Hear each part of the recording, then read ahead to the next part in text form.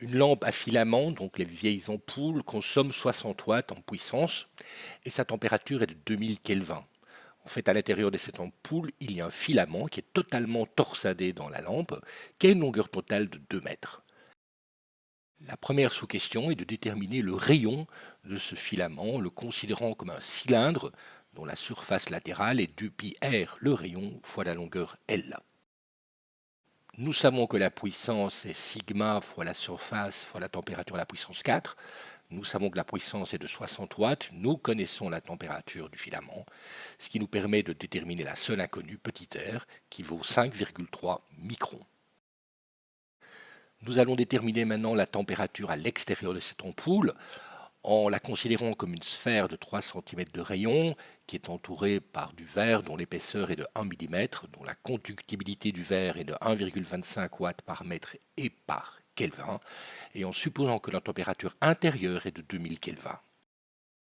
Nous savons que le flux thermique, puisqu'il s'agit de conductibilité, il y a la conductibilité thermique, la surface, la différence de température divisée par l'épaisseur du verre. Nous savons que la puissance est de 60 watts et donc on détermine la température extérieure ouverte qui vaut 1995,76 Kelvin. Nous sommes à 3 mètres de cette lampe qui dissipe donc 60 watts. J'y place un verre d'eau et je désire calculer l'énergie que ce verre d'eau va recevoir pendant 2 heures en supposant que la surface totale de ce verre d'eau est de 200 cm². Pour répondre à cette question, je dois me souvenir que la puissance diminue comme 1 sur r carré, plus on s'éloigne et moins on a de watts par mètre carré. Donc je calcule d'abord le fait que la puissance de 60 watts est répartie sur une sphère de 4 pi fois 3 mètres au carré. Je multiplie ensuite par la surface totale de cette eau, à savoir 200 cm².